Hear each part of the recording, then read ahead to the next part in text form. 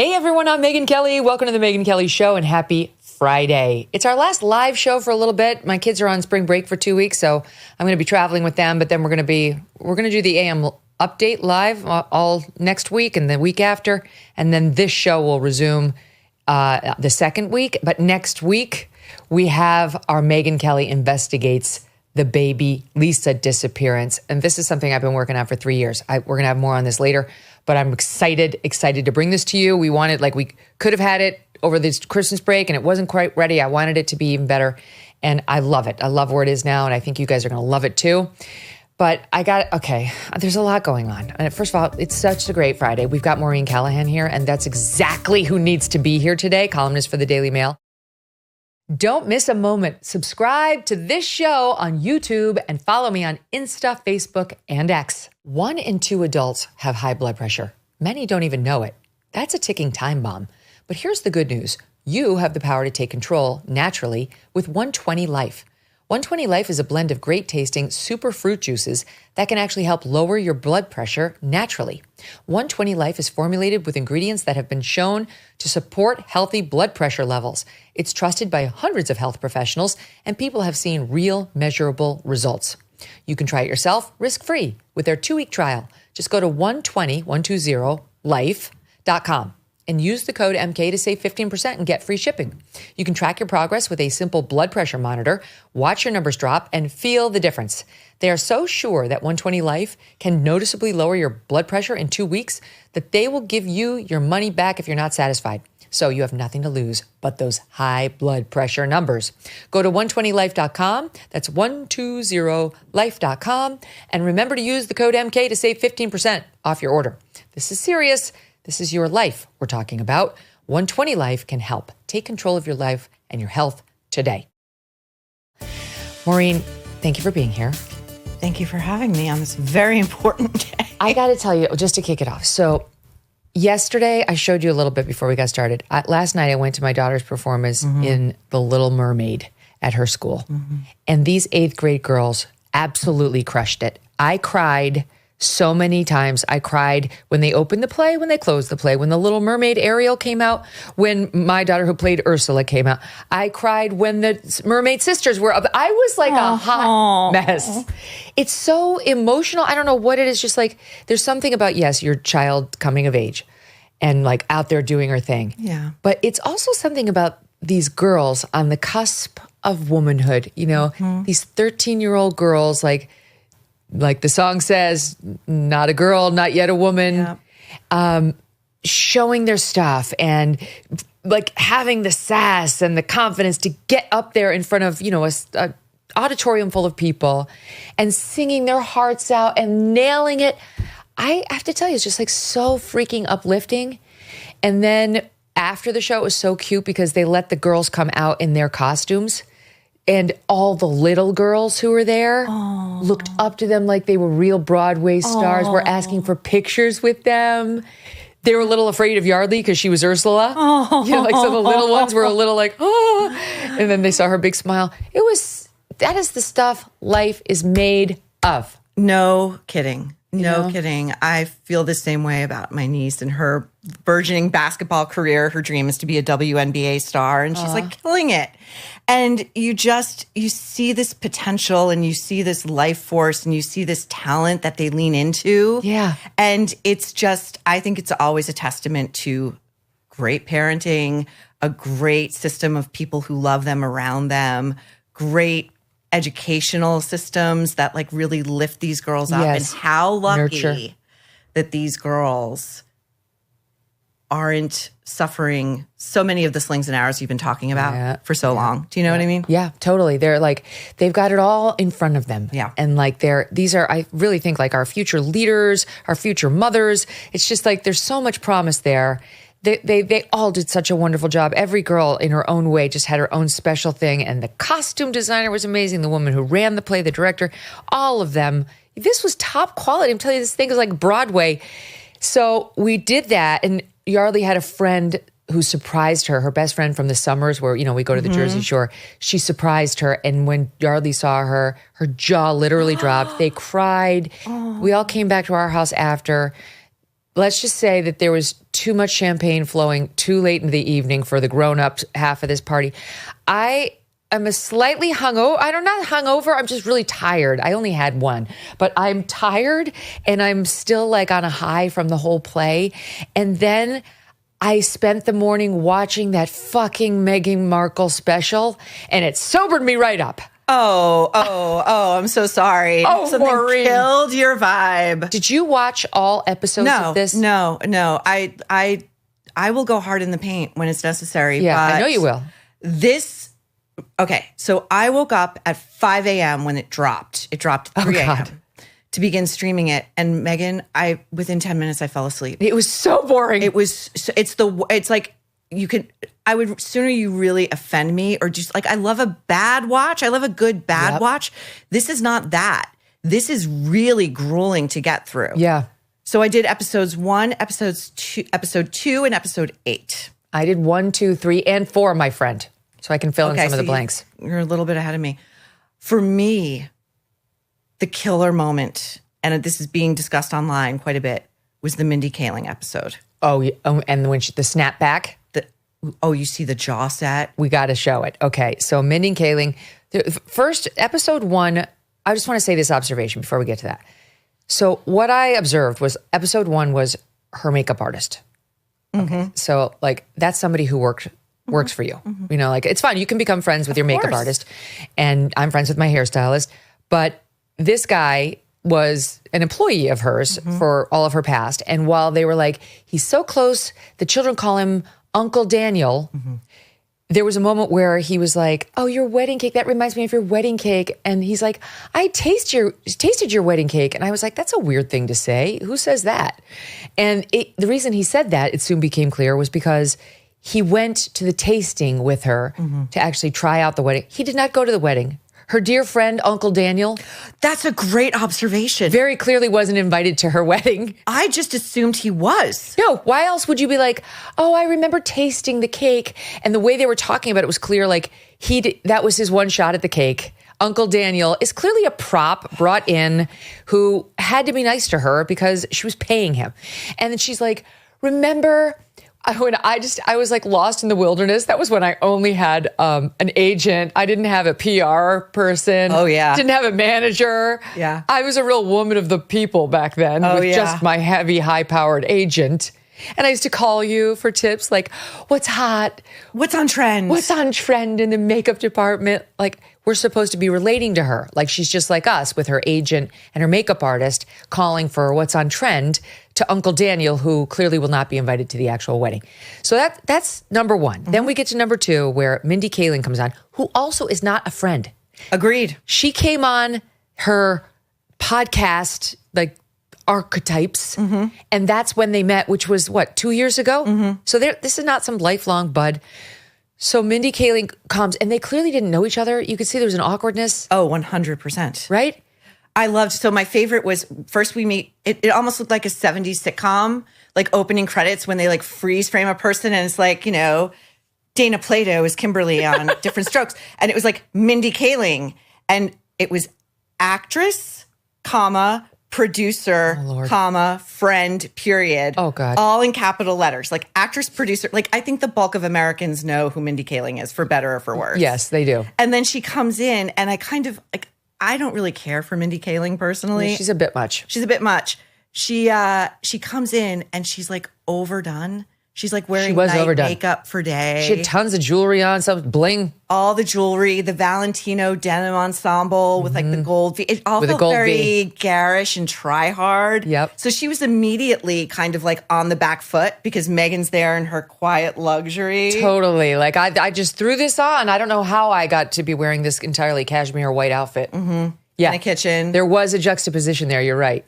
And then Mindy says to Megyn, she starts asking her to break down her ensemble. So Megan's like, Zara pants. Woman of the people. Mindy's like, no. No way. Yeah, now, Loro Piana sweater, which, you know, average base price is $1,300 for Loro Piana. Right. Then just a Jenny Kane sweater on top of that sweater, and that base price is about $395. Just that. Then Mindy goes, she makes the mistake of what I don't think any malignant narcissist ever takes well, which is if you try to praise them too much, it backfires. Like Mindy goes, you know, you have to talk to me about your fashion. It's one of my favorite things about you. Like, I'll see you in something and I'll run to the Max Mara website and it's sold out. Mm-hmm. And Megyn is opening the refrigerator door and you can see this mixture on her face of like utter disdain and contempt for that sentiment. Yeah. And then false humility. Like, oh, me? You follow me? You mean when I'm walking around Montecito in 80-degree weather with my full-on wool Max Mara floor-length coat? You're trying to copy me? What say you now? Who, me?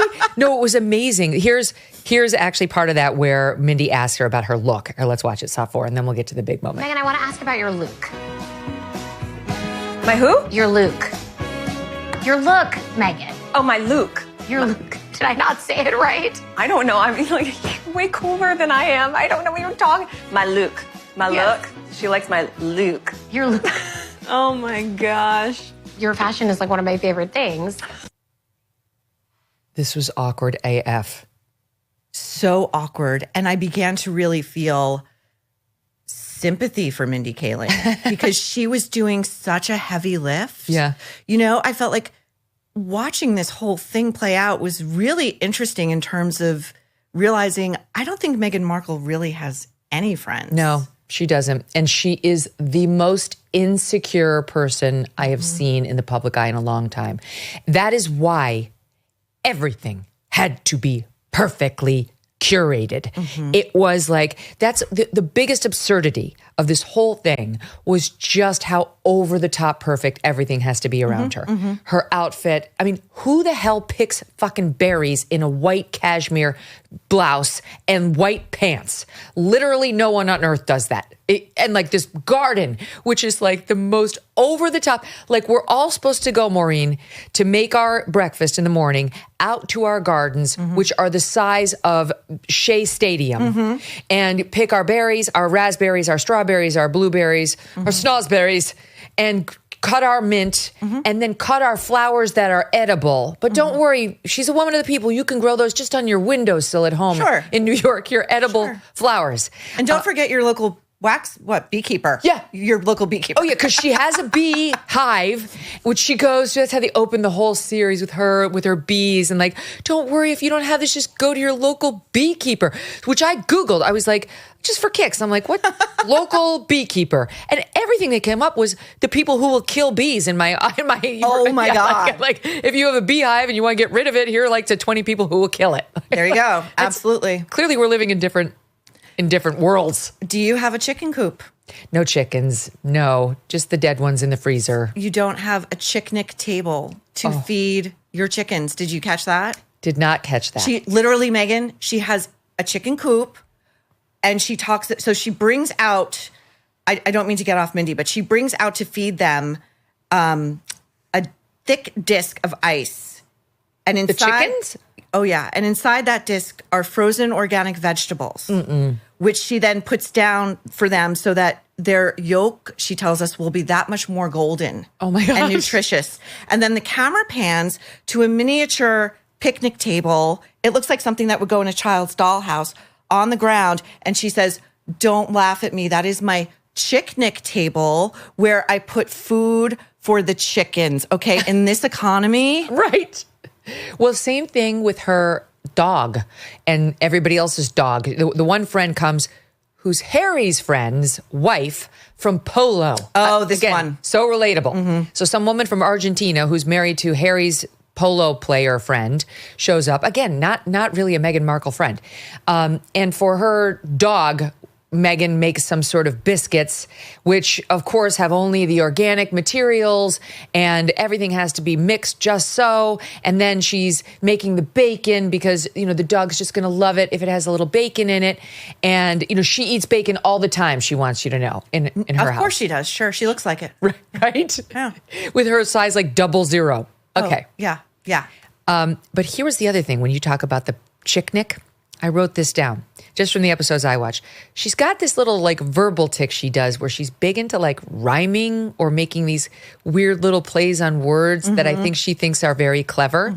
Like the first episode, they're putting peas in a little pod, she and her makeup artist, and they're like, they look like little green pearls, green pearls, green pearls, green pearls, girls. Okay, then there was the honey, pouring it into her tea. Honey, honey. Oh. Honey, honey. Then they were cheersing their champagne with her little marmalade edition. Cheers, dear. Cheers, dear. Then there was, it's darling and delicious. Darling and delicious. Then there was the tea following the champagne, detox, and then retox. And then there was working hard over there. Working hard or hardly working? Maureen, I died. Oh my God. Megyn, it's like, this is a window into the tiny little brain at work, the absolute, not just inauthenticity, but like, you want to talk about a lack of original thought and just being totally basic, what they would call a basic bitch. Basic. Like the opening scene of this show, like you think, okay, the opening scene of this show should be a knockout, right? It should make me want to know what's coming next. What is she going to do next? What is she going to say next? She's strolling out to her beehive where she's clearly never been before. Right. She's wearing half the bee outfit. It is clear she's never been. You're right. She's wearing half a bee outfit, not a full bee outfit. True. Okay? Because you have to show off the skinny jean. And then she's got the dangling tendrils visible behind the bee screen. And her beekeeper, who seems like kind of a interesting guy, like he's definitely quirky. You have to be quirky if you're around these all day. They open up the honeycomb and she goes, busy bees. See? Now, this is what she's been practicing, right? She's been practicing in her mirror, right? All these things she's going to say and these like dialogues she's going to have with her guests. Honey, honey. This is like her bedside blooms for Daniel, who's like probably sleeping in the garage. That must be discussed. Please. The bedside situation. So Daniel, the makeup artist, gets this tray of welcoming presents, unlike anything I've ever seen. So he's coming to help her with her series, and she puts together this tray for like his bedside that includes homemade Epsom salts. Doesn't everybody who wants Epsom salts just order the same blue bag that we all get from CVS, or you can get it on Amazon? It's huge, and you dump half of it into the bath. But she's like hand mixing the Himalayan salt in with his special Epsom salts. And then the pretzels. Oh, the pretzels. The pretzels. Like, oh, we have it. Okay, here's thought 3. And since we put all of our energy into making those, this we're just gonna put into a different bag. Different bag. Peanut butter pretzels. Store-bought. Into a cellophane bag. Forever, and I love these so much. My mom does too. Sure you have. Sure you have.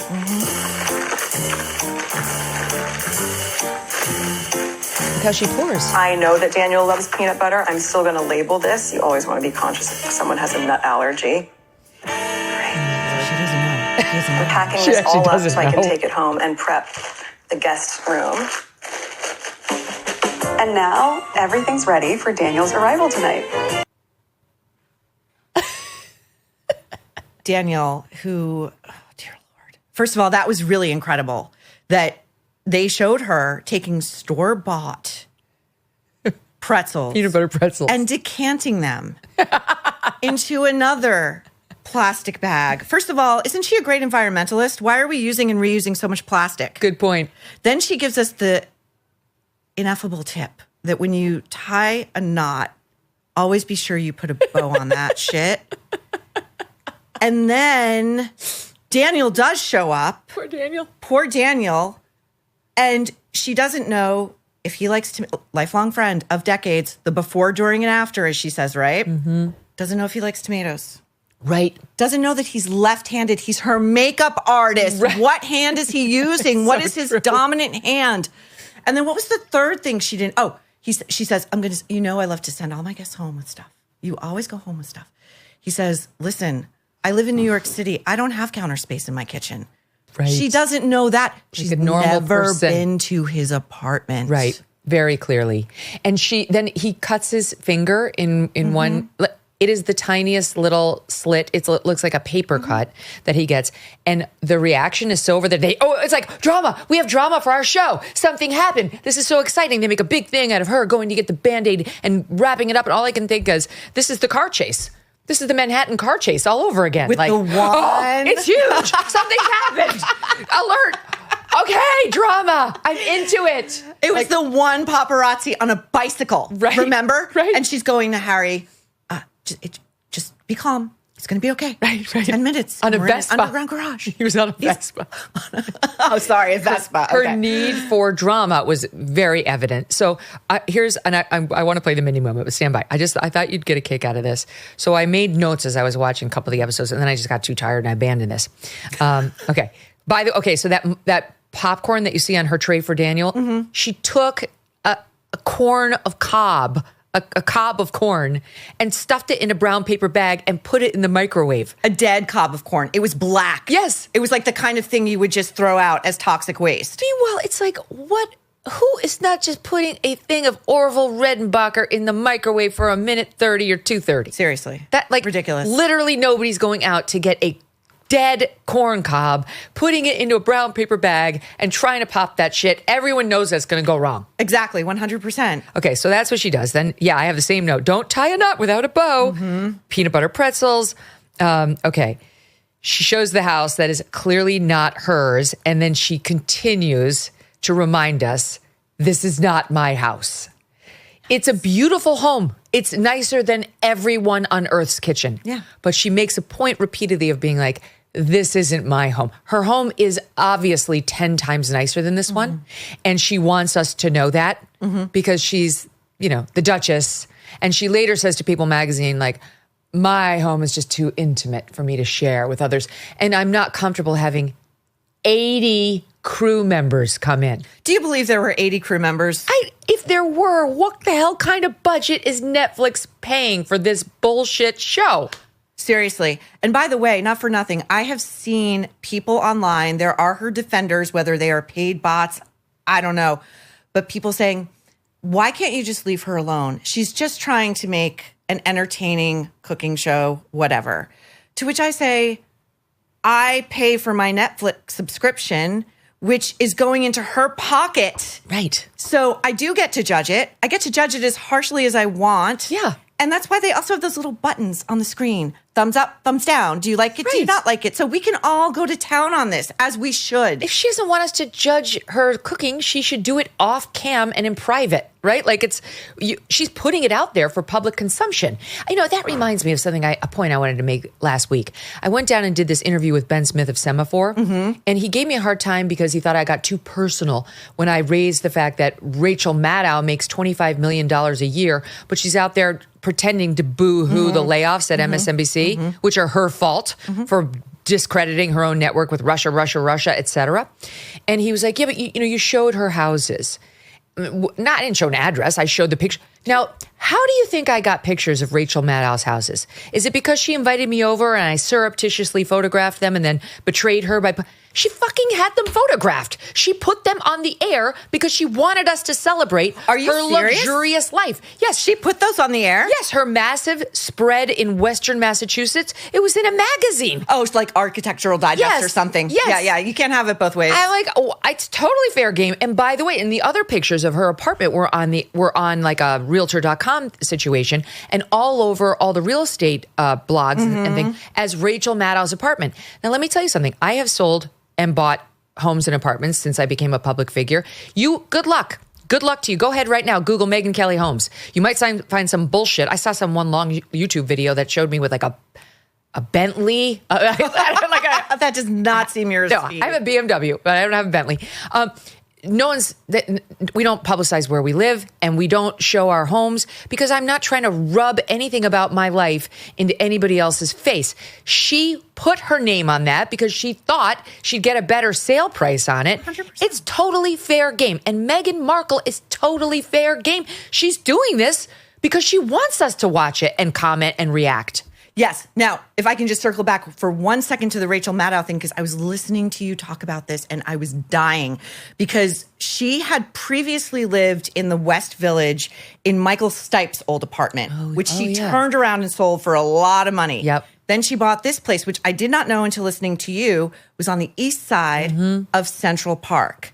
So you know what is interesting about those buildings, and I'm sure you do, on the east side of the park, the way they get around non-discrimination laws is they make potential buyers show that they can put down 75% of the purchase price.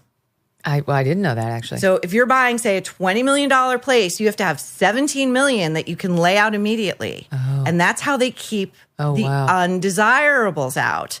Not that Rachel would ever admit that she lives in such a place where perhaps a black family that could only put down 50% could never would be get shown in. the door. Oh my God, that's so interesting. Well, we did look, there were a couple of celebrities in that building at least. So she's chosen, of course, one of the most Tony apartment buildings in the city. And she's, I'm sure, very proud of her huge spread with her terraces off the master bath and the living room, whatever. But she feels really bad for the laid off MSNBC workers, Maureen. Don't judge. Not bad enough to kick in, as you said, a measly $2 million. That's it. Just do like Tom Brady. Yeah, that's it. Take some of it. I don't need it. Just lower the 25 to 23. You'll never even feel it. You won't even know feel it. that money's not hitting your bank account. But no, she just wants the credit for feeling bad for those poor laid off workers without actually having to sacrifice anything herself. And by the way, not for nothing, but the 25 million is for 1 day a week, 1 hour of television a week.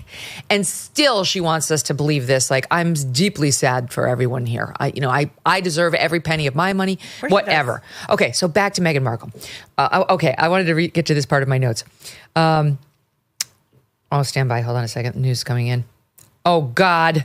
This just in. Season 2 is coming. No. Yes. No. Yes. If you're loving season 1, Meghan put out on Insta, just wait till you see the fun we cooked up in season 2. Thanks for joining the party. An endless thanks to the amazing team and crew who helped bring it all to life with love. Meghan. Okay, so wait, let me keep going. Okay, injury. It's like their fake car chase. And here's the part I wanted to get to in the midst of my notes. I wrote, the best part of watching this is picturing Maureen watching this. Oh my God. Oh, you're so funny. Oh, you're so, it was an inglorious morning. I was in my pajamas with like my 8th cup of coffee, really gutting it out and taking notes as you do. Yep. I take them analog on like an actual notepad. There were so many contradictions. Okay, so my favorite moment, and I do think the most telling, it was in the Mindy episode, and it was the moment where Mindy is playing along with Meghan's oft-told, much-debunked origin story that she was this poor little latchkey kid in the slums of Los Angeles, coming home from school every day, eating her sad little fast food on a tray table. Right. While she's watching Jeopardy, mind you. So she may be watching TV, but she's watching Jeopardy. She's smart. She's smart. So in case you didn't know. And she's not writing, feminist manifestos to soap companies. That's part of a class project, not an auto-generated thing. She does mention later. We never forget. Yeah. Never forget. Mm-mm. So we're not walking through landmines here, like Diana. Right. Okay. Right. Mindy says to her, I just don't think that anybody really realizes Meghan Markle ate Jack in the Box. And you watch Meghan tense up, right up, and the micro expressions and the jaw sets and the eyes go black. And her shoulders rise up and she goes, it's so funny. And she's like chopping something. So it's like dangerous. It's so funny you say that. So funny you say that because you know what? I'm Sussex now. I'm Sussex. Oh my God. It was like a soap operatic moment. We have it. Let's watch it. I don't think anyone in the world knows that Meghan Markle has eaten Jack in the Box and loves it. It's so funny, too, that you keep saying Meghan Markle. I'm Sussex now. You have kids and you go, no, I share my name with my children. Yes. And that feels so, I didn't know how meaningful it would be to me, but it just means so much to go, this is our family name. Very weird. Oh, and what follows that is she goes, our little family name. Right. Yet another dig at the royals that gave her that title. Did you notice that at the end of every episode, it says, like the starring, Meghan Duchess of Sussex. Yes. That's how she's billed. Yes. When the credits roll at the end, stand alone. Nobody else is on the page. But Meghan, Duchess of Sussex. Because they became Sussex when the Queen died and Harry's dad became king. And that's when Lilibet and Archie became Princess and Prince. And I guess as a result, their last name is now no longer Mountbatten Windsor. It's Meghan Sussex and Harry Sussex. I have no idea. And no, fucking Meghan, no one knew that. Like, why are you correcting? You know it's Sussex. No, I don't know. Who knows that? Literally nobody knows that. This is the thing that I love too, because, the thing about manners when you're a kid and they're teaching you manners, the line is always like, they are for you to go out into the world, but they're really also for other people.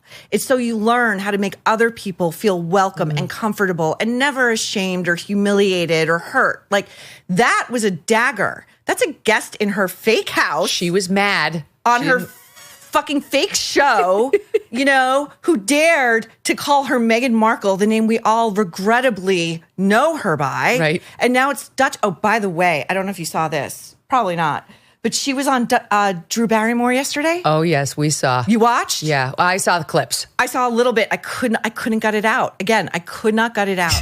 But there's this moment where Drew, they're cooking. They're behind a thing, and Meghan's rolling some garbage with her hands. And Drew proudly brings out this blown up black and white photo of herself at like age 7. It's very sweet. Mm-hmm. It's E.T., Steven Spielberg, and George Lucas. Cutest Drew there was. She's got this little this stuffed animal. I don't know if it was E.T. or not. And she's presenting it to Diana, a very young Princess Diana. Oh. And she's showing this, like, this was such a meaningful moment for me. Of course it was. And Meghan, instead of going, what a life you've had. Like, tell me what that moment was like for you. What was Diana like? She goes, oh, how sweet. I'll have to tell H about it. Oh, God. So already she's like levitating herself above this conversation. Mm-hmm. It's not Harry, it's H. It's my H. Yep. Like, I'll tell him that. We're separate over here. And by the way, presumably, isn't your husband watching this show and cheering you on? Yeah, right. Your big launch? Right. Like, you're going not to doing have anything to else. relay this to him? Right. Is he playing Minecraft? She's constantly on this show with my husband. Mm-hmm. It drives me nuts. My husband. Honestly, like, I almost never refer to Doug like that. I don't know. It's like, well, my husband. It's like Doug, but she thinks like, it's not cool to say Harry because it looks like she's going to be showing off. That's how a normal wife sounds. Right. A normal partner would say, hey, Harry thinks this. Right. No one would find that ostentatious. No. H sounds ostentatious. And that's the other thing I noticed. If you look at the first couple of episodes, every comment she makes is about herself. She's got her friend, Uncle Daniel's there. And then there's the Argentinian woman. And then there's a chef she brings in and Mindy Kaling.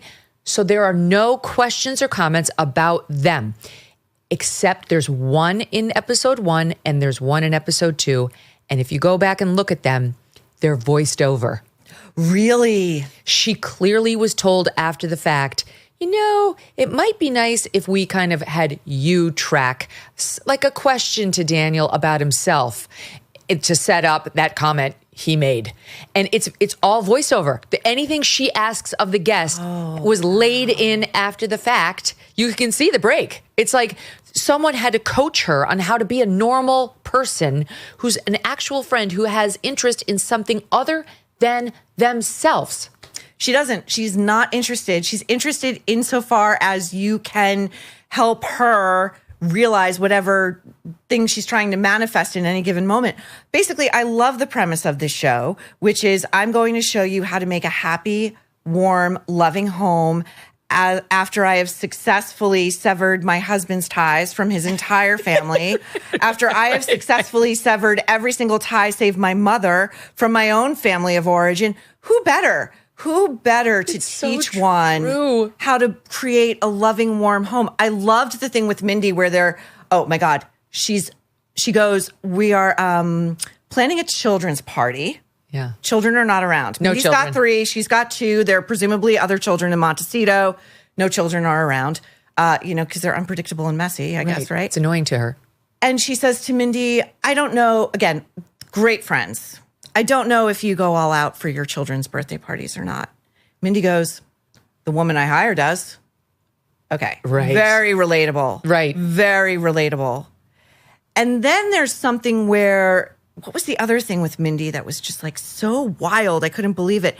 But it's a similar thing. There was the balloon arch. Balloon. Oh, and then they'd have a wardrobe change into their sundresses. Because that's how we all do when we get together. We have several outfits for our time together. Exactly. For like different times of day with different settings and different food stuffs, I suppose, that we're having. They dress in these sundresses and they go out to Meghan's little garden shack. Yes, like her greenhouse where, she just sits. All I could think was that must be actually so buggy in real life. Oh, 100%. But okay, so they go out there, yes. Because we all have several settings in our enormous, football field size garden where like we can sit and have tea with our friends. It's all perfectly curated again and absolutely visually stunning. And the other thing about it is there's so much to get to. We're never going to get to anything else. You have such inanity happening in the conversation. Like these are not clever people. This is not like having tea with Maureen Callahan. Or Megyn Kelly. No, truly.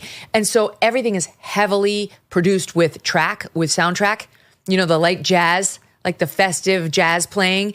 And so like they don't have to talk, which I'm sure the producers were like, more track.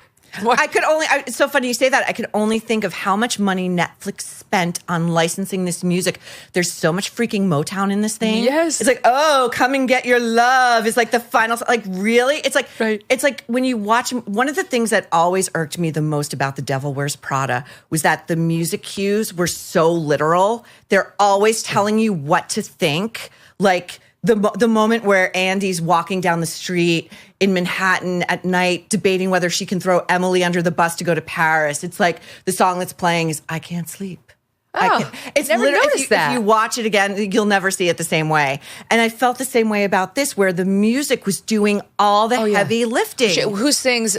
Sugar, sugar. Oh yeah, Lemon Spoonful or something. And she was like, cue the lemon head, whoever it was. She's like, cue the platters. I can't remember, forgive me. But then in comes the music while she's sifting the sugar. And your point about Mindy being like, no, but the person I hire does. Now, okay. Even I do not hire anybody to do my kids' birthdays, and I have very few domestic bones in my body.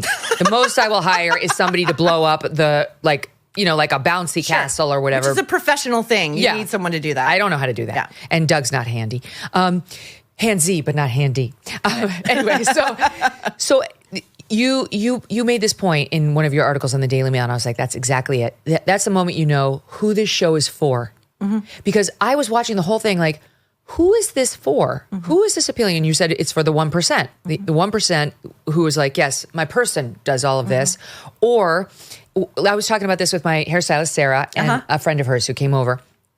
Well, I was watching some of this, and they were both saying, I'm like, maybe the women in this town like will produce a birthday party like that, or will make a meal like that. But I don't think so, because the women I know in this town are actually active moms. They are bringing their kids to school. They are making their own dinner. They don't have 8 hours to freaking prepare that meal. Right. They've got to do the household stuff. They've got to go to the grocery store. So who's it for? And one of the gals was saying it's for staff of women like that in like the next level communities where I guess everybody has a cook who can sit around all day watching Meghan Markle and her fancy chef show them how to parboil chicken and then brine chicken and then work for 8 hours to make little chicken wings, which most of us making fried chicken would just stick in some Crisco and fry. Right. Roll in some breadcrumbs and you're done. Right. That's if you're not buying them pre-made, because that's even easier. The thing about that show too is, okay, I think it was episode 2 again, or no, it was episode 1. It was with Daniel. May he rest. Who, she's making some sort of Italian dish. I'm sure the Italian in you would find this very... I pass no judgment on cooking. Oh, really? Okay. No, I'm so fair bad. enough. But, it's like she's got this Le Creuset white pot, right? Which, by the way, Mindy made the rookie error of calling it Le Creuset. Right. It's like, is it foyer or foyer? You'll be tossed out if you. So, and Megyn, of course, had to correct her, which is another thing you don't do. You don't correct your guest's pronunciation of something. Either way, that would be a nice thing. Like, whatever, who cares? Right. But no, and Mindy was like, oh, well, some of us have been to Europe. Like, she got a couple of digs in. Yeah.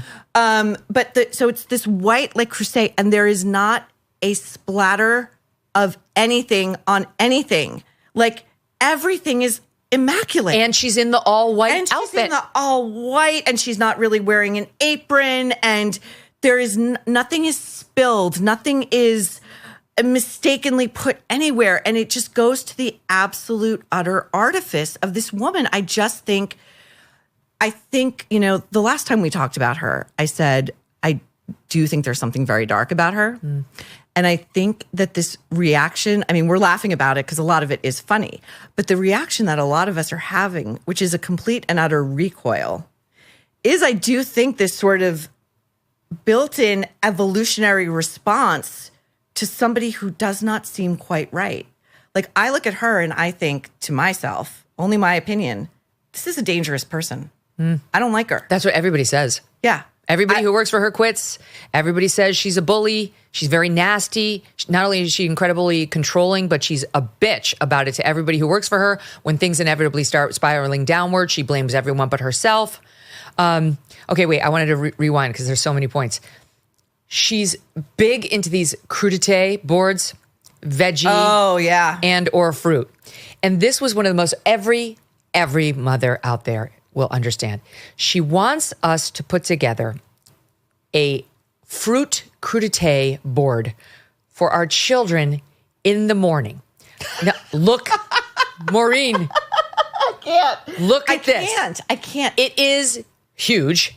It starts with strawberries, and then it has raspberries, and then it has apricots, and then it has mandarin oranges, and then it has pineapples, and then it has blueberries, and then you finish it up with dollops of yogurt.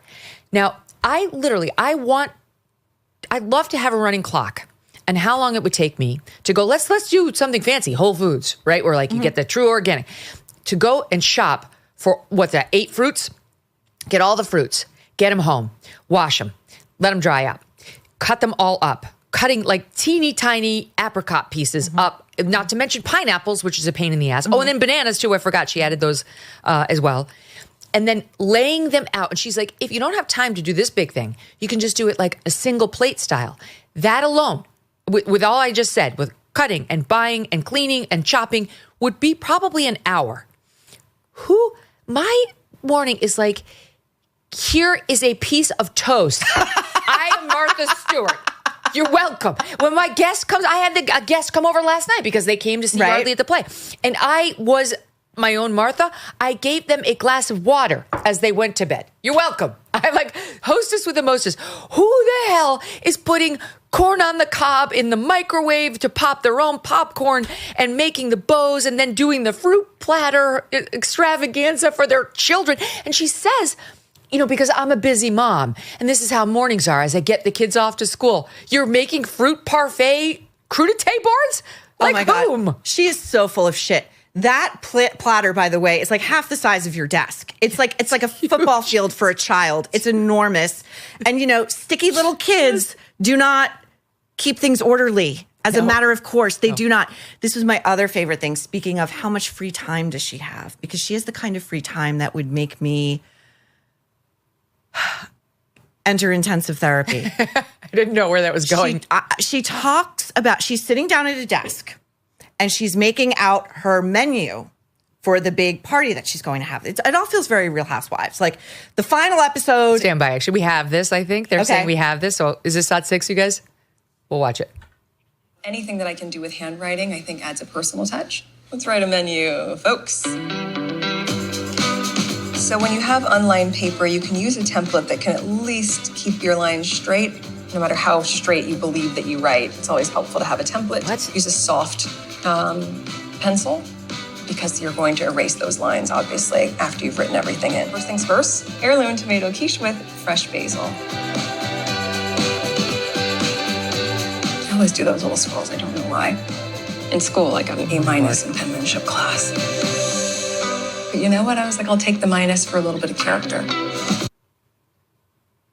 Oh, good God. Keep going. She got an A- in penmanship. She's clearly not over it. We're not doing straight A's all the way. It's an epic fail. She's handlining in soft pencil lines in her notebook instead of buying a notebook. And you can buy a very expensive notebook. Go buy Smithson, spend $400 on that line notebook. But no, she's got to line it herself. Again, what kind of time do you have? Then she's doing that infuriating calligraphy. I know. What is she, 12? I know. I took a calligraphy class when I was 12. It was a way to kill some time. I didn't think it was going to be a life skill I would take into middle age. And then she's saying, this is a no fuss. She literally says, Megyn, this is a no fuss menu. Oh, it's right. within the reach of anybody. As she writes, like, whole wheat toast with estate honey. Honey from her goddamn estate. She's obsessed with her honey. But she's obsessed that she's growing it on an estate in a manner that we can't see because we're just the great unwashed who are tuning in to supposedly, just roil ourselves in envy and feeling like failures because we don't have mini scissors. That's the goal. To deploy with our huge freaking basket in our backyard garden that looks like Central fucking Park. You've never seen anything so beautiful and enormous. No, I laugh because then, of course, she's got the French pressed coffee, like the perfect everything. Mm-hmm. Literally this morning when our guests were here, I confess I'm not even good at making coffee. I'm seriously bad in the kitchen. People know this about me. And normally, now Doug and I have a coffee maker in our bedroom now. Mm-hmm. That's how we start our day. But we do have one in the kitchen, and now we had a guest, so I had to make the coffee down in the kitchen. And it's kind of a highfalutin coffee machine. I don't totally understand it, to be honest. I'll take a picture and I'll post it. Well, let's just say it didn't go well. I don't know how I screwed up making coffee, Maureen, but next thing I knew, it sounded like it was brewing. Next thing I knew, it started to bubble out of like the part where you put the grinds in, like it started to bubble out of the top. And I was like, whoa. Uh-oh. So I pulled it and like hot coffee went all over with the grounds, Megyn. All over the counter and the floor. And like so for some reason it didn't drip. It didn't drip into the carafe. But like, this is me. I'm like looking at her in her white, with her French press and her perfectly made donuts and her, fruit, crudité, whatever. And there I am, like, I can't even make a damn coffee. Now I realize most women are better than I am. And by the way, speaking of how I am, my team has apparently put together a little highlight reel of how, and I know I'm not alone. I am not the only woman who is this way, but just so you know full disclosure, this is how I am. Give it that. More butter, the better. The more butter, the better. All right, that's it. And then it goes in the skillet. We're going to place those right in there. Oh, it's not going well already. I got rid of the skin. Oh, that's kind of gross. Put them in What's there that? chopped. These are carrots. So no. I know. There. Time. Yeah, this confuses me. So.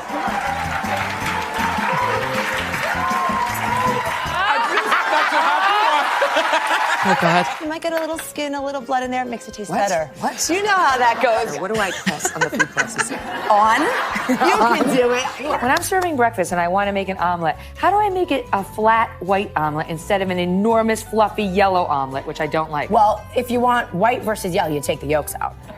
We should do some one-on-one. It's going to be good. We're going to do some personal training after. Oh, God. I'm getting called in for extra help.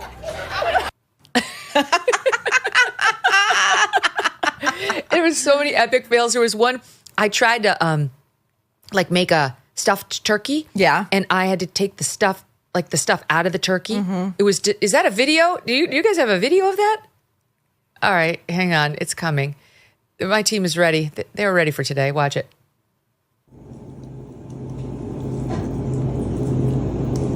It's a chicken. So gross. My hands are inside of it. It's disgusting. I don't know what it is. Look how gross it is. That is gross. Ugh. Look away. I would love to see you add like a little cooking something to your programming and like put it up against Meghan Markle. No, you and I are going to recreate the Meghan Markle extravaganza. It's happening.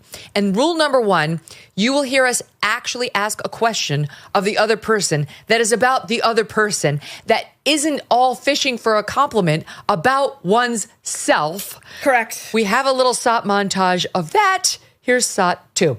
I got to set early to make you a frittata. Then while it was cooking, I made these. What? A yogurt parfait. But it's the same thing that you would give your kids, right? It just looks a little bit more darling. Do you believe my little donuts? You guys, I made those for you. You baked them from scratch? Yes. Wow, that's nice. I have some treats for you to take home. Oh. I made dog biscuits for Nina. For Nina. And then we had our Of sun course. tea, so I made you some. Oh, sun tea. Yes, Yay. and they're different ones that you and the girls can do together. and also some raspberry preserves. You know, when I come to your house, you're like, do you want some coffee? Do you want some coffee? Coffee? Because I'm a coffeeholic. You know, coffee? And you're like, can I have some cream? And so I thought, how can I make the cream that you love? So I did a little bit of condensed milk and a little bit of half and half and added some nice vanilla bean paste and frothed it up. Oh my God. And I think you're going to love it. Look what I did for you. I got to set early. I made you this. This is exactly how I did it. I spared no expense. And did I mention my flour sprinkles, which are all over every episode, as if any of us has the ability to make a fucking flour sprinkle jar? What is that? That's merchandise hawking. She wants us to go to her website and buy her stupid flour sprinkles, which is not a thing. All right, stand by. I have to take a quick break. We're not done, weirdly, but it's Friday. Let's have a fun. All right, stand by. 4 years of crushing interest rates, runaway inflation, and reckless government spending. And who's paying the price? You are. You might have bills stacking up, debt collectors on your back. You might barely be able to keep food on the table. Done with Debt can be a way out. They have developed new, aggressive strategies designed to get you out of debt permanently, without bankruptcy, and without loans. Done with Debt stands between you and your bill collectors. They can go head-to-head with creditors, getting balances reduced, interest rates slashed, and penalties stopped. They create a plan to end your debt fast and put more cash in your pocket every month. And right now, Done with Debt is accepting new clients. But you have to act fast. Some credit relief programs expire. Before you make another payment, consider a visit to donewithdebt.com or call 1-888-322-1054 right now. Speak with one of their debt relief strategists for free. Go to donewithdebt.com. That's donewithdebt.com. So one of the great things is she talks about gift bags for children.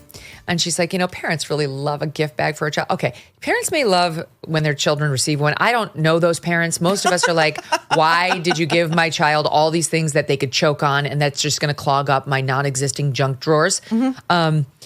But she claims parents love it. And by the way, the gift bags are the bane of my existence. Thank God my children have aged out of that phase of life. But I object to them on a fundamental level. I have invited you to my child's party. We got a bouncy castle. I gave you cake and a ton of pizza and like maybe a magician, whatever you do. Why are you getting anything more than that? You give me a gift. My kid gets a gift. I don't have to give you a gift. Why am I giving your kid a gift? I gave him all this entertainment. I took him for the afternoon. I plunged him full of food and good times. And then on top of it, I have to give him a present? It makes no sense. It's just another thing for the host of the birthday party to have to do. So I'm against them. Of course she's not. And so she talks about how to prepare the perfect gift bag for your child and your child's friends. And here is a bit of that. I think a gift bag is important. Guest experience starts young. If there's a garden theme, then let's really go with it and try to inspire them to want to get their hands in the dirt and grow something, watch it grow. Little mini gardening tools. Our kids have real sets. They take their gardening seriously. I think it's nice to give kids some seeds that they can plant. Things that they can watch grow easily and pick from. So sugar snap peas and some sweet basil. What are we missing? Something sweet. Manuka honey stick, great. I always have these in my house. Let's just sit it in there so it can actually be featured a little bit more. And then she does her calligraphied name tags and little mini bees as an homage to her beehive on every bag. Okay, first of all, to your point about you've done it all, why do you have to give these people and these little people more gifts? Right. That's 100% correct, but you're not a malignant narcissist who needs to have other mommies marvel that you then put together this other gift bag that Meghan Markle thinks is going to form a core memory of like miniature garden tools, crap from China, basically. And what's better for small people than little sticks of things that are sweet, that are sharp, that you can just shove in your mouth or in your eye or God knows what. The little garden tools, I'm like, your one toddler would use that against the other toddlers like that. Next thing you know, somebody's lost an eye. Lights out.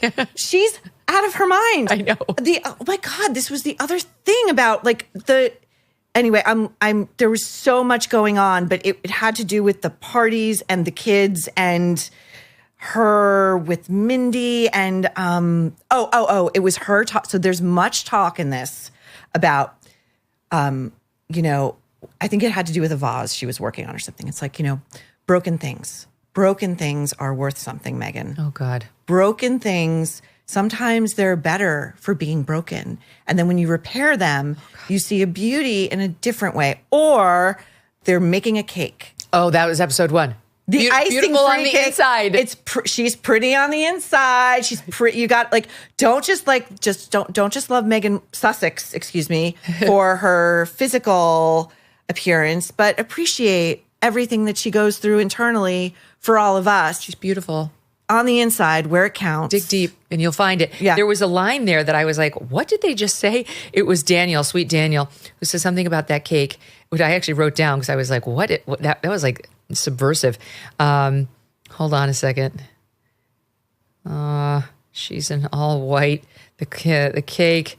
First of all, he apologizes for having to taste something that they were making together, and you can see she shoots him a look like, oh, he snuck a taste of the jam, yes, the preserves, while off her of back was turned, that she had given him that he was supposed to use to spoon it into the, I don't know, whatever the catch-all is, that the pastry, whatever she's making. She seems like the most fun mom, don't you think? Oh God, you could see her like, it's fine. It's no problem. I'll get you another one. Yeah. Another scene, she drops a blueberry and she's like, oh, I dropped a blueberry. Like, okay, what? Calm down. You're fine. Hold on. He says, about the cake. You just don't know how good she is until you cut her open. I'm like, what's going on there? And then I made a mark. I will have jazz piano playing while serving all cake in the future. Like, okay, nobody does that. But yeah, the little kids' party favors were ridiculous. No parent she's got toddlers, very young kids, is going to give their kids those mini sharp tools. By the time you get them home, someone will have lost a body part. Okay, here's the other problem for me in this. She gave an interview to People magazine. And in the People magazine article, she says she loves building this safe haven and show with her daughter, and as part of her As Ever brand. And she says, being able to have my own little girl, as I've spent so much of my life championing the rights of girls and women, and to be able to see this as a multi-generational story. Archie is, of course, included in that. My husband is, of course, included in that. But I love the heritage feeling of it and knowing this is something that I can create in front of my daughter and teach her what it's like to be a working mom. This is not what it's like to be a working mom. What it's like to be a working mom is to come downstairs with no makeup on, you're barely out of your pajamas, and you're like, did you eat? Let's go. You're late. Get your backpack. Come on. If you do this again, I'm not bringing it to you at school. Let's go. Go. Right. Grab anything. Doesn't matter what the sugar content is. This is such a farce. Never mind dinner. Like I was saying, it's like, this guy comes, some professional chef, you're making the multi-sauced chicken wings. Mm-hmm. It's like, as you point out, you want chicken wings. There's only one way we all get chicken wings. We all fucking order chicken wings. That's what we do. You go to Grubhub. Yes, exactly right. Go to Grubhub. Right. This is maybe the only authentic thing that she has let slip, which is that the help does everything. Yes. The nannies that we do not see, much as on, there are some parallels, by the way, with the Baldwins reality show. Yes, which we'll get to. But the nannies we don't see are the ones rousing these children, feeding these children, getting them dressed, taking them to school. Do you remember, was it New York Magazine? I forget which profile it was, where Megyn made this very big show about picking up Archie from school. Yes. The deep hug. Wasn't it her special? It was their first Netflix special, I thought. Perhaps. Remember she was like, and we donate a backpack or we give food out of our curated backpacks to random homeless people on the way to school. Yes, except she sent the driver out of the car to give it to you. You don't go near a homeless person. You're not Megan Sussex and go near an actual homeless person. Well, how about she's talking about how she goes to yoga now. And that was on Drew Barrymore. Is that a soundbite? Do we have that? Oh, it was people? Okay, I can't keep track of it. Yeah, but she's talking about how she goes to yoga classes that sometimes have 40 to 50 people in them now. And then I just walk in like, hi, she says, laughing. Of course, at the beginning, that felt like a lot. By the way, I think anyone walking into a yoga class with 50 people and everyone looks up, it's going to feel a little uncomfortable. But now I love it. It's the best. I had missed it. Okay, so she's just, it's a lot for her to go into the yoga class when everybody looks up at her. She loves it. This is why she wanted to partner with Harry. So she would become as famous as Harry and be the darling of the world. But now she wants us to see that it's a burden for her until she could really get over this ostracizing fame and be seen as a woman of the people. And now she's accepted. Okay, no one believes that. And then she goes on. Okay, then she goes on Drew Barrymore, and okay, I want to get my thoughts together. She talks about, okay, this is the moment, SOT 8, that we want to see. Let's play it. What's your favorite thing that you see in your kids that you go, oh, that's their dad? Like, oh, some of the words that they still say with a British accent. So they'll say zebra. And what else do they say? They have these little moments where it comes out, because they have very American accents, but they say words that are just like him, and I think it's adorable. Zebra's a good one. Instead of zebra, here's more, SOT 12. I always make it a point when I'm traveling, if I can't do bedtime stories with my kids, because Archie and Lily are just 3 and 5, so I'll always pack a really thin book, and I'll videotape myself reading it, so whoever's with them, or Papa can say, here's Mama reading your bedtime story. You find ways to show up for each other. And if that's the one thing that I can convey through the show or through As Ever as a brand, I want people to know you can show up for each other because you know how good it feels when someone shows up for you. So thank you for sharing this to me. Oh my God. Okay. So again, this is not how any normal working mom, she's not a working mom. What is she working at? She's done this special and she did that other lame podcast, like 12 episodes. That's it. Someone does all the work. Literally, somebody has bought the Le Creuset. Somebody has prepared the chicken. Someone has cut the vegetables and the fruit for her. She hasn't touched a thing except for those probably 2 hours a day she's on camera to do these ridiculous faux photo shoots. But somehow I found time to record myself reading a thin book to the children. This is ridiculous, Maureen. So my favorite thing in those clips is when she's talking to Drew and she's got this patented expression down, which is like the eyebrows go up, the eyes go up. We're just sort of talking in terms of hope and optimism, but I'm also telling you something that's so fucking obvious that I think you're all stupid for not getting that family members show up for each other. Right. However you do it. You don't have to pack a thin little book. No. When you're flying private, by the way, it's not like she's lugging luggage overhead in that little tiny cabin. Right.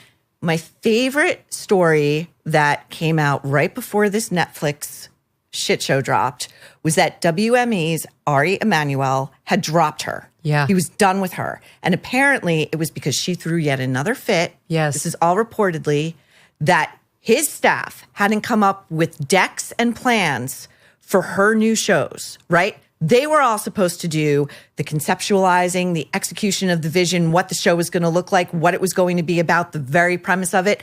It's not what an agent does. Do it. Like, she doesn't want to do it. And thirdly, I saw that clip of that Drew Barrymore show in real time, and I was watching the audience response.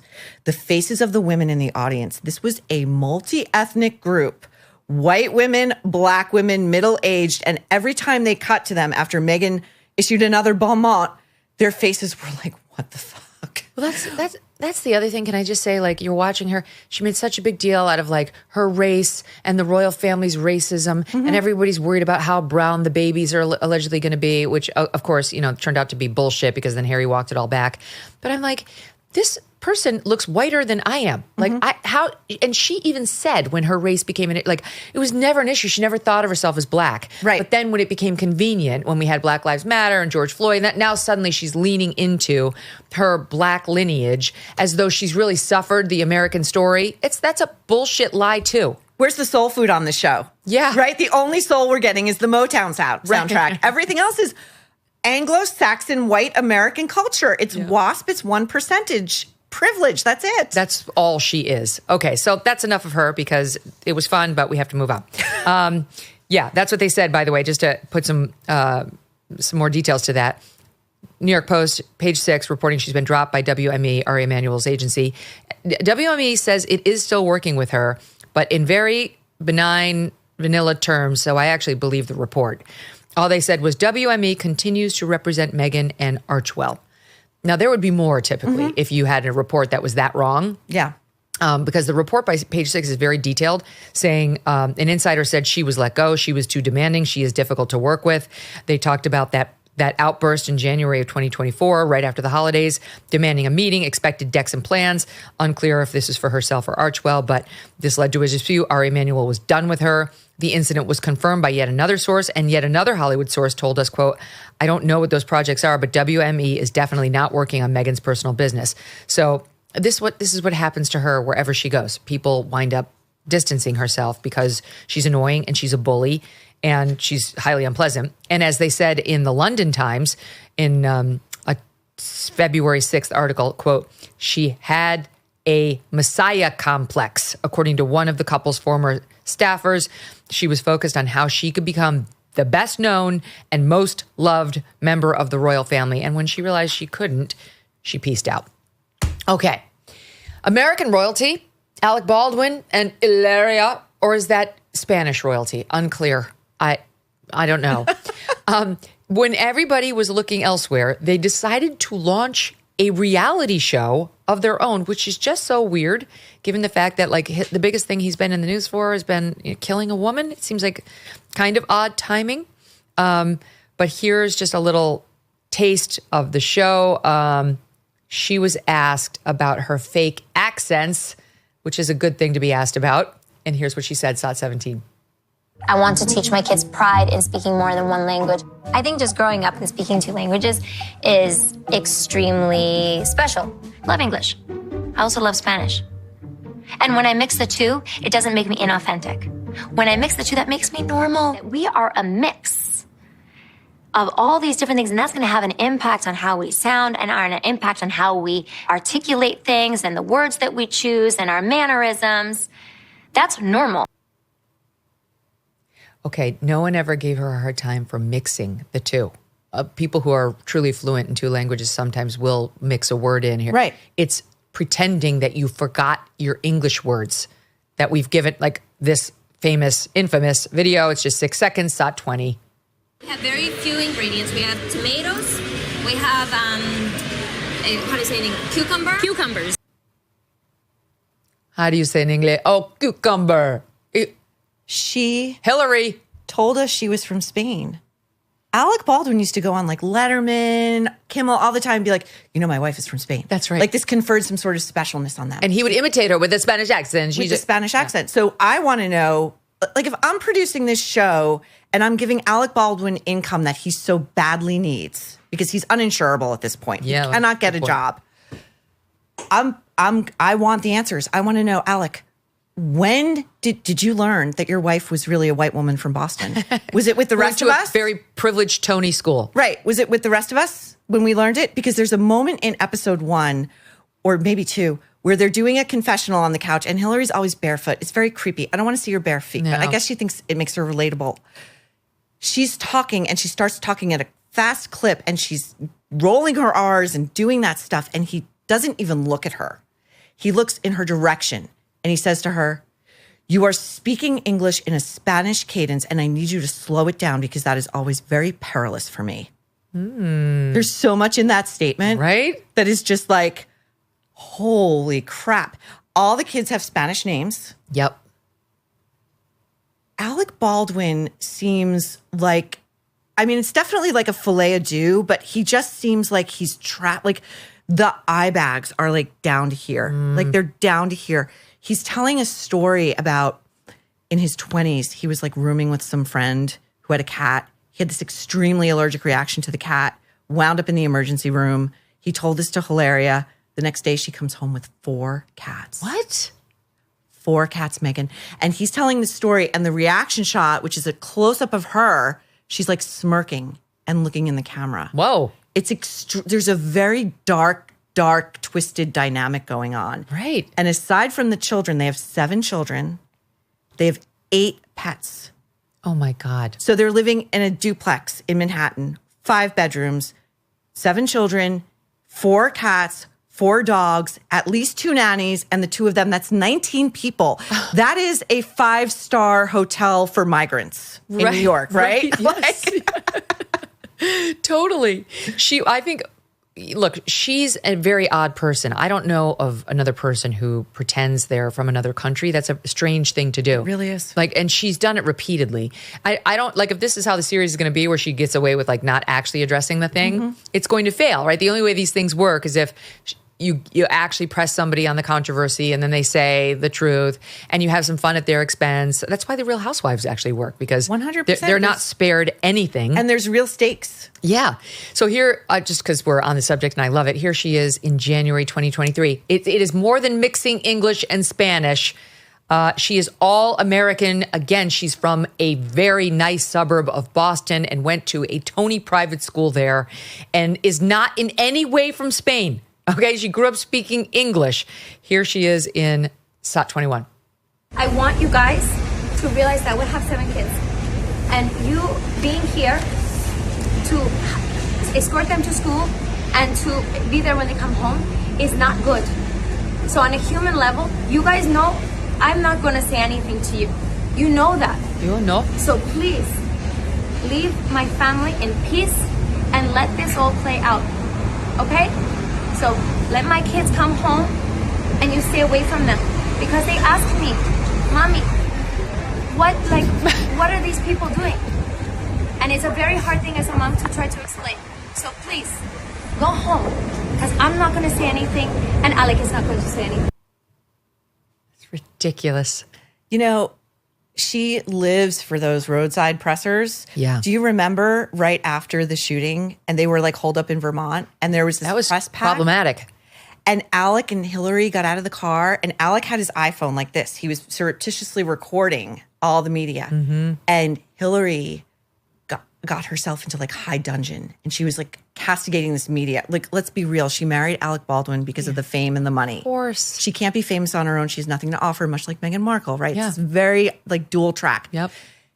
She starts jutting her jaw out and self-righteously yelling at them, going, say her name. Her name is Helena. Say her name. Say her. I'm sorry. Your husband's the one who shot this poor woman. So shut up. It's not our fault. And he turns to her and he says, would you just stop it? I'm going to talk to them. This is my press conference. Right. Lady, this is my moment. Get out of the frame. She, of course, is she would come on the Today Show all the time trying to promote whatever. There you saw her doing her cooking. She's just like Meghan Markle, trying to build a lifestyle brand. What's that, Deb? Canadian Debbie's recommending something. Let's watch it. SOT 15. It was a very traumatic thing for everybody that was in that room. I found these text messages the other day between us, the day after, and he said he wanted to kill himself. He'll never be the same. This has affected his health and his mental health tremendously. The past few years, all of a sudden, he, has started having heart problems. He's been hospitalized multiple times, and he's fainted, and everybody's just screaming, and I'm going on top and I'm shaking him. So Alec has been stressed out by the Helena Hutchins situation. That's what she wants us to know. So do we believe that it's the stress around that? I mean, I'm sure he was, because he was facing criminal charges, which is stressful. Mm-hmm. But, when you saw him in his public interviews, he was very defiant. He wasn't please forgive me. My God, this is so odd. He was defiant and angry. So this must be a rehabilitation show, right? Where they're trying to soften 100%. us on him. Yeah, I think it's 100% a rehabilitation show. By the way, using their minor children who have really no say in making their lives, their very emotionally chaotic lives, public. The little that we are seeing of their elder daughter, Carmen, who Alec helpfully tells us is his do-over for Ireland. Oh, my God. And yelling at her in that infamous thoughtless voicemail. Little pig. She was 11. She missed his phone call. She was a rude, thoughtless little pig. But Carmen's his do-over. So this is all very emotionally healthy. I will never forget the interview he gave to George Stephanopoulos. Yep. And he sat there. No. I never pulled the trigger. No. Which, by the way, the FBI and every ballistics expert will tell you, like, that gun does not get fired without pulling the trigger. Oh, by the way, in this show, the other thing that they pathologize that Hilarious his mouthpiece. She tells us he has severe OCD. You're telling me this guy has severe OCD and he didn't open that fucking gun? I don't buy it. Like, I had real OCD when I was a kid. Like, I know what that's like. And it's out of your control. And it's often very much a response of trying to make like an emotionally chaotic situation. Like maybe your parents are out of control emotionally, as mine often were. It's a magical kind of thinking way of trying to make sure everything is okay. You have order. Right? You have order and you have some sort of control. And if you really have that level of OCD, you are double checking everything, not just the lid of a garbage can, but like a firearm, but a gun with other people in close proximity. And he goes on George Stephanopoulos and then says to, by the way, his friend from the Hamptons, never disclosed, then says to him, you know what? She's the one who told me to point the trigger at her. She's the one who, the gun. The gun, yeah. She said, point this right at her, like, you know, what was I to do? That's what she told me. So I did it. Like, actors don't run their own sets. Like, they're not rage egomaniacs. And he was an EP on the whole production as well. A production, by the way, that had seen its entire crew walk off the set over safety concerns that had been lodged multiple times. So he is so full of it. What were the symptoms of your OCD? I'm fascinated. It would be like thinking anything from, I have a bad thought, and that means something bad is going to happen. And you can't get off the thought? Yeah. Like it can circle. Or like, I have to check that the oven is off like at least 5 times before I leave the kitchen. Otherwise, there's gonna be a fire that like I could have prevented. Like, it's a lot of taking on responsibilities or catastrophizing things that just aren't real. But you're so trying to, again, like, make sure nothing bad happens. And it's strange for a little kid to feel like the onus is on them, right? Did you just grow out of it, Maureen? Or no, I had it, it lessened, it would then get worse. And then I went to a therapist who prescribed me like a very low dose of like anti-anxiety meds, and those work. Wow. And I'll be on them for the rest of my life. Wow. I know that I will. So that resolved all that way of thinking. It quiets it immensely. Like, it's almost never there. And I actually went off of them. Like, I did the thing they say never to do, where like you run out of your pills and you're like, oh, I think I'm all right, and I'll do it. And like within 2 months, these like catastrophic thoughts, like I was having these intrusive thoughts, and I was like, this isn't me. Wow. Like, this isn't me. And then the light bulb goes off. Yes, and you're like, I have to do it. And so now but I'm also not a little kid anymore either, right? And I can look back at my childhood and be like, I understand the origin. It's very funny. I don't think he would mind me saying this, but like, I would, as a young adult, I disclosed this to my sibling, who was like, yeah, me too. Well, you know, it can be inherited. Can it? Yeah. Yep. I have a friend whose daughter has it bad. And really? It can be inherited. And I actually wonder, because I don't have OCD, but I used, like when I was at my most stressed out as a lawyer, I was doing an OCD thing of obsessively counting. Yeah. I would count every footstep. Yeah. And especially when it came to stairs, I couldn't go upstairs without counting them, no matter how many stairs. And so you could be quietly like at the Duomo and somebody would just look over me and be like, how many? And I'd have the exact number. Wow. It was like a stress coping mechanism. And then as soon as and then that's actually the reason I first got into therapy back when I was a lawyer. Like, I think I'm managing stress poorly. And once I did do talk therapy, it kind of went away. It still comes back a little. Like I do count in my head. Like, if you get me on numbers, like I'll just keep doing them, like in sequences. So I think a lot of people, and I did read someplace that a lot of very successful people have some form of OCD.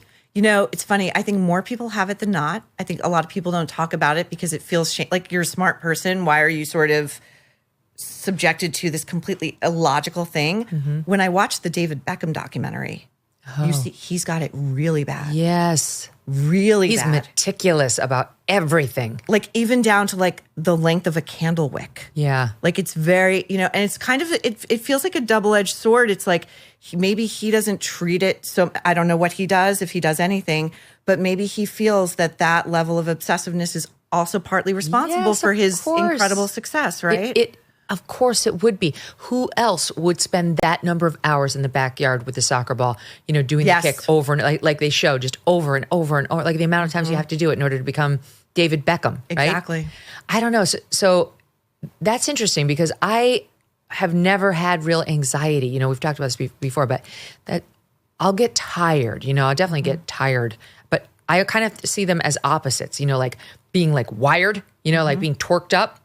I'm rarely that way. I'm more like, I need a nap. But then I tell you, I went out to one of those conferences and they gave me in the like gift bag. What is that stuff called that I was just taking? Everybody's taking it. I'll get a picture of it. But it's supposed to be like this new thing for people over 50. It's like it's supposed to bring you energy and keep you young. And I was just like in my gift bag, like an idiot. I started taking it. I'm like, I'll give it a try. And it did make me feel more energetic. And I have been sleeping so poorly for the past 3 weeks. It just dawned on me, it's probably this damn random bottle of supplements that I just started, and I just stopped taking it, and I've been sleeping like a baby. Wow. I know. So dumb. So that's interesting, though, that you never feel anxiety, really. Never anxiety. No. Like, how does stress then manifest for you? How do you know when you're stressed out or you're possibly approaching maybe like you've been working a stretch that's super hard, like the election cycle, I would imagine, right? Like, what's the thing that signals to you, oh, I gotta stop? Two different things. So if I'm working too much and doing like no self-nurturing, I'll just get unhappy. Okay. Like I'll notice I'm not happy. There's not enough joy in my day. I haven't like laughed enough and I'm feeling cranky, so that's number one. But when I'm truly stressed, like I'm thinking back to the post NBC period where like the immediate period where it was genuinely stressful. Like I felt truly bad stress, the kind that gives you cancer, that kind. And it was the only time in my life where I seriously considered an antidepressant. Really? But I wouldn't because I was like, there's no fucking way Andy Lack is getting me on an antidepressant. I refuse. And I didn't do it. And I know it's a weird thing to have a personal point of pride on, but I do. I just feel like he never broke me. He kicked me. I was down, but I didn't stay down and I got back up on my own, you effer. But that stress was manifested in obsessive thinking. Interesting. Where like you can think of nothing else. Even though you have these beautiful children around you. And of course, my life was still grand and wonderful and Doug and great friends. And you do find out in those moments who your true friends are, which is another blessing. Yes. But still obsessive thinking. Where like, you can't think about anything else. And this is damaging. Yeah, I know. I know. I can so relate to that. I mean, obviously not something ever that high profile, but the idea of feeling almost consumed by something and having the knowledge, that like super ego in you going, this is bad for you. Why are you allowing this outside thing to control and define who you are? And it can have deleterious effects to you physically, and but you have to feel it. Like that's the only way. You kind of have to just feel all of those horrible, ugly emotions. That I agree. When it's big, you must. There's no way forward without feeling it for a while and having a good cry and feeling sorry for yourself for a couple of days, right? But only a couple. And then you got to pick yourself up, touch yourself off and move forward. But on the smaller things in my life, I've now become such a big fan of cognitive behavioral therapy. I was going to ask you if you had done that. I spend almost no time mired in the badness now. Like if somebody's attacking me or something bad happens in my life, like I acknowledge it, I understand what's happening, and then I focus not at all. And I will say, I know it's controversial, but this is something Scientology does very well. This is interesting. You know how all cults have their positives? Yeah. This is something about Scientology that I admire. They're very, you get labeled a suppressive person, an SP. Yes. And you can't I knew a Scientologist pretty well, and this person decided they didn't like me. And this person told everybody around them to never mention my name to this person. Like I was dead to them. And I get the logic. It's like, I'm just going to cut this person out of my life in every way I can so that I don't have to be irritated by them anymore. And so, I didn't really care about this person's, fondness for me or not, but I'm like, I kind of get it. And that's kind of what I do. Like, I don't have to think about you at all if you're bothering me. I can just I have so many other things I can think about. And I've told my audience this before, but if it's like a earworm, I have a song I always use that gets the earworm out of my ear. Really? And it's a catchy song that's not an earworm itself. It's the song Up on the Roof. When I'll have to use this. And I will sometimes use that to rejigger the negative thinking about whatever, somebody who's on my nerves or something bad that's happening in my life. I don't know. It's something about that song works for me. It's not about like, I just love that song. It's just, it rejiggers things. When this whole world starts getting you down and people are just too much for me to take up on the roof. You know that song? Wow, I know that song. Yeah, it works. I don't know. It could be anything for you. It's like rewiring your brain, basically, Yes. like your thought patterns, Yes. trying to interrupt a thought pattern that's destructive. Someone is in your life that is causing you agita. You can't really do anything about it. The thing, though, about like saying, I would never say to somebody, never mention that person to me again. They're dead to me, because I feel like there's so much energy involved in that. Yeah, right? it's a lot. It's a lot of energy. Now I'm going to have all this coming back, maybe like so-and-so said what? Like I'm dead to that. Like I prefer the emotional version of the Irish goodbye, which is the slow fade. Like I will fade you out of my life and you won't really realize it until it's too late. And I find that it also allows for a little bit of thought to like sort of process, is this a person I really want out of my life? Or in a limited way, is there something I do get from this relationship or not? But I typically will do like a complete slow fade. Is it hard for you to move on? Like when you lose a friend? It was harder in my 20s. I lost a friend recently. You did? Over politics. And it was an upsetting evening. I was like, whoa, what's happening here? And then I had to tell you the next day I was over it.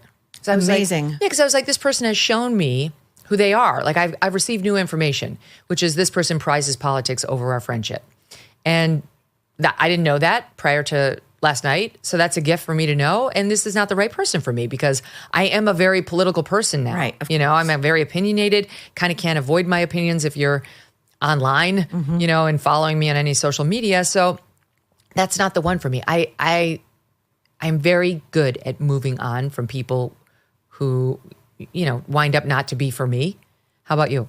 That's interesting, because I think, and I've realized this since I was like a kid, and my mom had such high emotional intelligence. She was so good with stuff like this. And sometimes I'll be like, what would she say to me in any moment? Because you get to this age and you still deal with mean girl stuff. Yeah. You really do.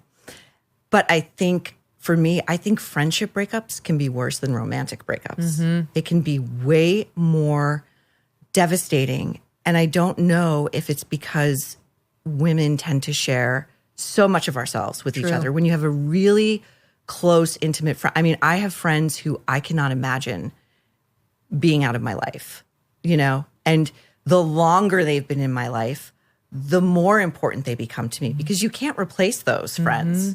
You can't replace that kind of institutional knowledge of each other, so. But I had somebody say, we did a friendship special over this past summer. It was great. Steve, find out the episode for me, will you? And she said, the average friendship lasts 7 years. Really? And I thought that was really interesting, because if you kind of look at your life, that tracks for me. Like you kind of go through different phases. You have some people who will make it the whole duration, and that's a gift. But like 7 years, that makes some sense.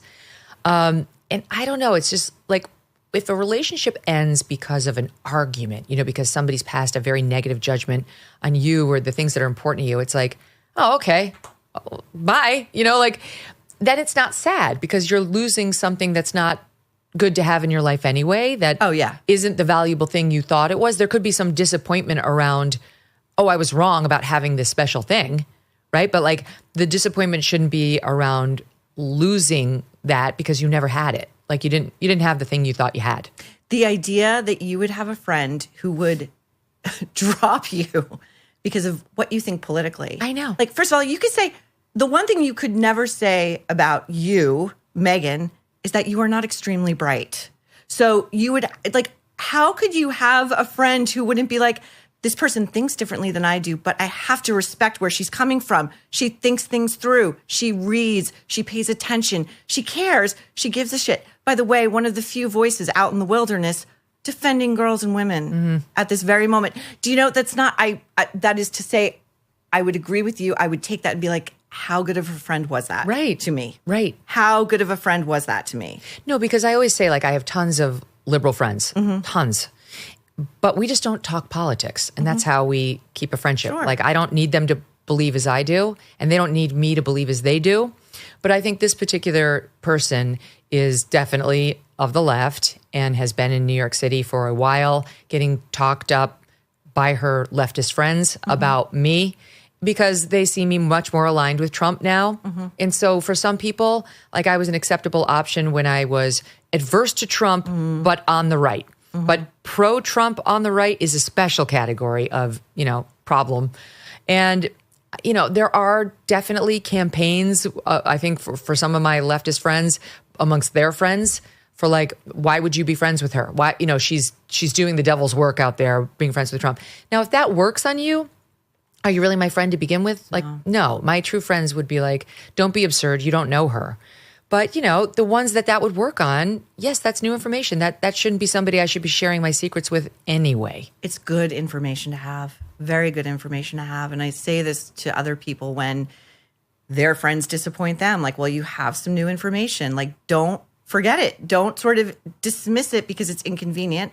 Just pocket it away. Yep. Like, you never know when it might come back to you. I certainly know, there's a part of Long Island that I spend a lot of time in. And it was my therapist who said it to me because I couldn't understand it. I was like, why are these people so rude to me? Like, they partly want to be friends with me and they partly just want to make me feel like shit all the time. And they'll never let me all the way in. And she said, it's because of where you work. Right. And I was like, no, it can't be. It can be. And she was like, no, I think it is. And I realized she was right. And that was great information to have. Yes. And then you don't have to get rid of them, but you got to put them in a different category for sure. Right? Because it's like, that's not somebody you're going to share your most intimate thoughts and vulnerabilities with. No. Right? Like, you got to have your guard up with that person, which you don't with friends. So, like, there's a betrayal in there because when you're with friends, you don't have your guard up. It's your full, most vulnerable self. You're showing your belly for sure. Exactly. And so then you can't get hit professionally. You can't get hit for, who you are in your professional life or judged for it when you're, sharing the things that you're insecure about or your health stuff or your kids' stuff, whatever. And those people are, how they say the average American has maybe 3 to 5 good friends. And in that cohort, maybe 2 are true confidants. And that's definitely true for me. Yeah. And watching the Meghan Markle show, I literally thought to myself, like, how lucky am I that I have a sister-in-law who I love so much and who I know if I ever had a rift with my brother would do everything in her power to repair it, not make it worse. And she is like become one of my true core people, and they're invaluable. Like you just said, like where you can share the things that keep you up at night or your health stuff or your deepest anxieties about something. And they're not going to play into those. They're going to help you out of them. That was the one thing. There was an episode, I think 4, where she had 2 friends come over who were supposedly longer friends in her life. I don't buy it. There was none of the, like, I don't know, it's weird, but like sort of almost grooming and body language that will appear between 2 very lifelong friends where like you're just looking out for the other. You're making sure everything's good. Right. You make references to like longstanding jokes. Right. There's a familiarity there. I just don't buy it. That's why George Clooney was at her wedding. She didn't have family. She didn't have lifelong friends. It appears even Daniel wasn't there. She's not even for a touch up. Everything is artifice. Yeah.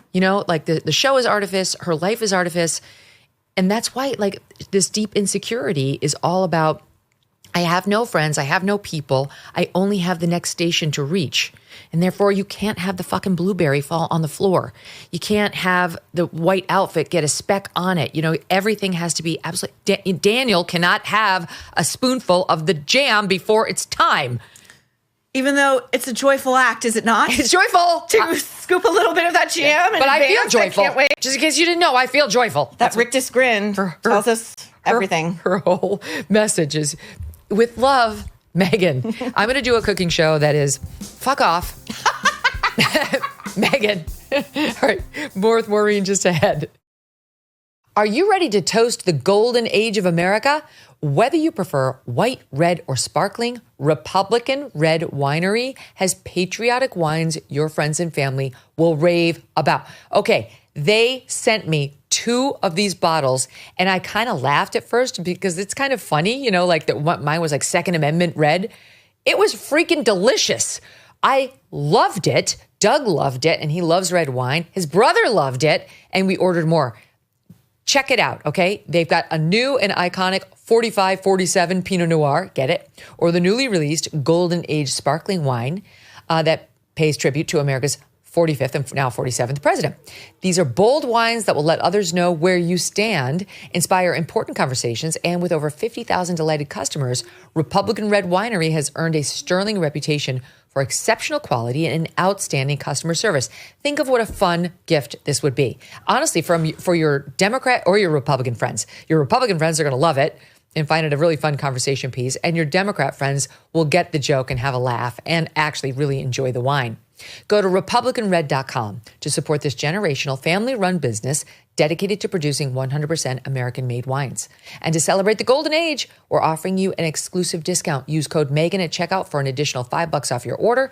Go to RepublicanRed.com and select your favorite wines that ship directly to your doorstep. RepublicanRed.com. RepublicanRed.com. Offer code Megyn. Conservatives believe in self-reliance, taking responsibility for your own health, your family, and your future. So I want to tell you about Beam's Dream Powder. Beam is proudly founded in America and run by people who share your values: hard work, integrity, and delivering results. It is a science-backed, healthy nighttime blend packed with ingredients shown to improve sleep so you can wake up refreshed and ready to take on the day. Dream is made with a powerful blend of all natural ingredients: reishi, magnesium, melatonin, and more. Beam has already improved over 17 million nights of sleep, helping people across the country wake up and feel their best. Here is the deal. Beam is giving you the ultimate Patriot discount of 40% off. Try their best-selling Dream Powder and get up to 40% off for a limited time. Go to shopbeam.com/Megyn and use that code Megyn at checkout. That's shopbeam.com/Megyn and use that code Megyn for up to 40% off your order. Support an American company, invest in yourself, and start getting your best sleep tonight. And speaking of relationships, Maureen, more fuel on the fire that there's a potential, maybe a divorce or some sort of rockiness going on in the Obamas' relationship. They both posted these mirrored, very choreographed Valentine's Day messages on X, but he was just seen at an LA, the basketball team. What's it called? I can't remember the name. The Clippers, thank you. Game without her. And the LA Clippers. And then with Steve Ballmer, who's the owner, who he's been on this show. And then on Tuesday, he was spotted eating out at a fancy dinner in Sherman Oaks with both daughters, Malia and Sasha. But again, no Michelle, according to TMZ. So I think they seem to be soft launching their divorce. I mean, if it were the opposite and all of these rumors are flying, wouldn't they make a concerted effort to be seen together, or just absolutely issue a statement and saying there's no truth to these rumors? I kind of think maybe they're not even sure, or maybe one wants it more than the other. You know? She didn't go to the inauguration. She did not go to the inauguration. She never gave a really credible, solid reason why she wasn't at Jimmy Carter's funeral. That to me is the previous engagement. Previous engagement. What? Now, let's say, I'm trying to think how a publicist would spin it, or a crisis manager. Let's say she had had some plastic surgery and Jimmy Carter happened to die during her recovery. Could you not say health reasons? Yeah. And leave it at that. And most people will respect that. They're That's not going to right. go near it. But she didn't even say that, which made it seem a very petty, vengeful move on her part. Well, when I first saw that he was seen at a basketball game without her, I'm like, well, that's no big deal. Doug would go to a basketball game without me all the time. I would say, go without me. But then when I heard, then he went on to meet with their daughters. Right. Like there was, you know how it is. Like every parent who's got girls who are in college is like dying to spend time with their daughters. And So this is an opportunity to see both of them. And she's not there. So I don't know why, but this just keeps happening. And that Valentine's Day message was so ridiculously, and like I said, choreographed. Here was what they wrote. This is the last public acknowledgement of each other. She wrote, "If there's one person I can always count on, it's you, at Barack Obama. You're my rock. Always have been, always will be. Happy Valentine's Day, honey." And then he wrote, 32 years together and you still take my breath away. Happy Valentine's Day, at Michelle Obama. It just doesn't feel organic at all. It reads same photo. They both posted the exact same photo. So clearly staffers put all this together. Okay. And also, can we ask the lawyer in you to parse these statements? Because, okay, let's take Barack, for example. You still take my breath away. How? Right. With your fucking anger? With your complete inability to just get with the program and show up? At the inauguration, so I have to walk in like a lonely soldier? Exactly. And then tell people you're mad because I was laughing with Donald Trump? Right. Maybe you're taking my breath away for that reason. Interesting. So these are truthful statements, but you have to look beyond what you're actually seeing. I like that. If there's one person I can always count on, it's you. Count on for what? You're my rock. Always have been, always will be. In what way? Like the person who weighs you down? Right. Are you weighing me down in the ocean? Are you the immovable rock around all that we all have to move around? Like your ambition is the immovable rock and we are the waves crashing against it. Maybe it's that. I don't know. We've really gone deep. All right. I got to leave it there. I want to tell the audience before we go, please, please, please look out for our special series. It starts on Monday. It's Megyn Kelly Investigates. It'll be on all the platforms at the same times and all that.